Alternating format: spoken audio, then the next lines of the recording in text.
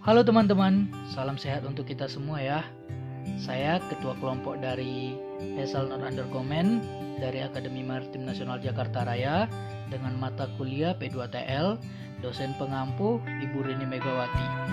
Sebelum masuk ke dalam video penjelasan aturan P2TL, saya akan memperkenalkan diri saya dan teman-teman saya. Dan ini diri saya sendiri, Doni M. Pasaribu dengan NRP 3419-3009. Dan ada Atala Zalfa dengan NRP 3419-3006. Dan selanjutnya Iqbal Firdaus dengan NRP 3419-3015. Dan rekan saya yang terakhir Rendra Oktaviansyah dengan NRP 3419-3019. Oke teman-teman, kita akan masuk ke dalam videonya. Semoga video ini bermanfaat untuk teman-teman semuanya. Selamat menyaksikan, check it out. Aturan 20, pemberlakuan mengenai penerangan dan sosok benda. Penerangan dapat dilihat saat matahari terbenam sampai dengan matahari terbit. Dan pada penglihatan terbatas, penerangan tersebut harus tetap ada. Berarti penerangan atau lampu-lampu di atas kapal itu terlihat pada malam hari. Walaupun pada penglihatan terbatas seperti kabut, hujan badai, penerangan tersebut harus tetap ada. Kemudian sosok benda dapat diperlihatkan pada matahari terbit sampai dengan matahari terbenam. Dan pada saat penglihatan terbatas pada siang hari, sosok benda tidak perlu diperlihatkan.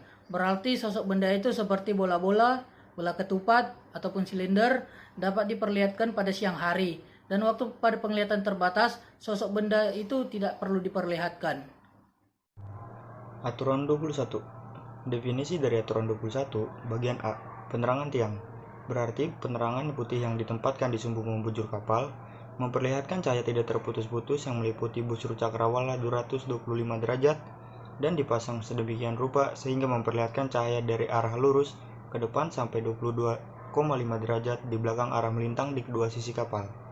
Bagian B, penerangan lambung. Berarti penerangan hijau lambung kanan dan penerangan merah di lambung kiri.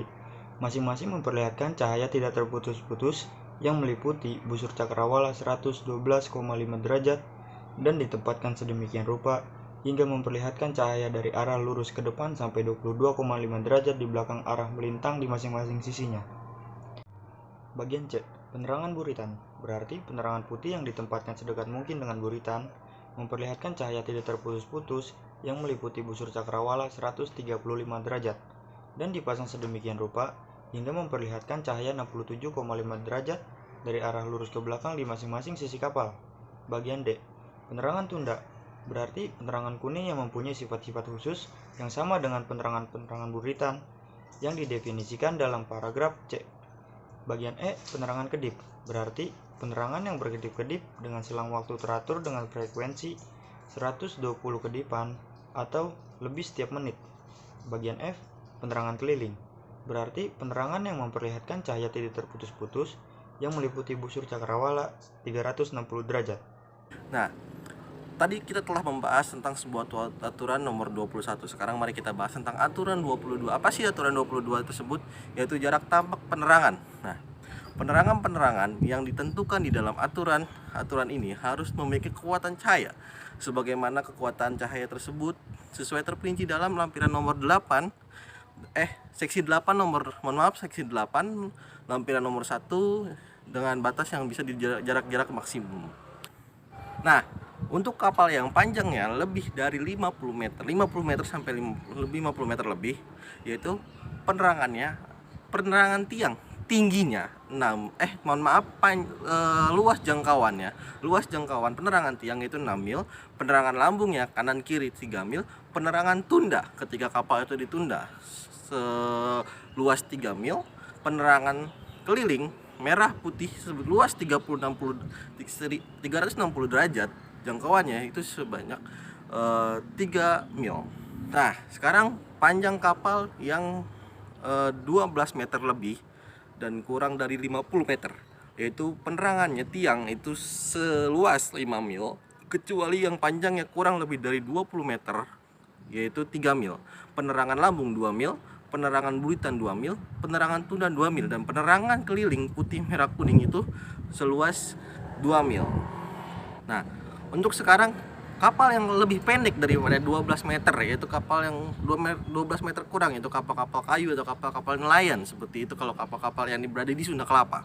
Nah, penerangan apa sih yang kapal yang disebut itu? Nah, penerangan tiangnya seluas 2 mil, penerangan lambungnya kanan kiri itu seluas 1 mil, penerangan buritan itu seluas 2 mil, dan penerangan tunda itu 2 mil, dan penerangan kelilingnya putih, merah, kuning atau hijau atau untuk lampu isyarat itu biasanya 2 mil kurang. Nah, ada catatan khusus, yaitu kapal-kapal yang terbenam sebagai atau benda-benda yang sedang ditunda atau lagi ditunda oleh kapal itu biasanya memperhatikan penerangan putih keliling itu seluas 3 mil. Aturan 23 yaitu kapal tenaga yang sedang berlayar. Setiap kapal tenaga yang sedang berlayar yang panjangnya lebih dari 50 meter wajib memperlihatkan penerangan tiang, yaitu 2 penerangan tiang di depan dan di belakang, dan penerangan tiang yang di belakang ini harus lebih tinggi daripada penerangan tiang yang di depan. Untuk kapal yang panjangnya kurang dari 50 meter tidak diwajibkan memperlihatkan penerangan ini, namun diperbolehkan untuk memperlihatkannya. Untuk kapal yang panjangnya kurang dari 12 meter, untuk mengganti penerangan di aturan ini, maka dia harus memperlihatkan penerangan putih keliling dan penerangan lambung. Untuk kapal yang panjangnya kurang dari 7 meter dan kecepatan maksimumnya 7 mil per jam, untuk mengganti penerangan di aturan ini, maka harus memperlihatkan penerangan putih keliling dan jika memungkinkan harus memperlihatkan penerangan lambung. Oke teman-teman, sekian penyampaian materi dari kami dari kelompok Vessel Not Under Command mengucapkan mohon maaf jika ada kesalahan kata dalam video kami karena saat ini sedang dalam tahap pembelajaran. Kami dari Taruna Akademi Maritim Nasional Jakarta Raya, saya Doni Muklis Pasaribu, Saya Atala Zalfa Indika Surya Mananda, mengucapkan terima kasih. Untuk teman-teman yang di luar sana, jangan lupa jaga kesehatan dan tetap memakai masker.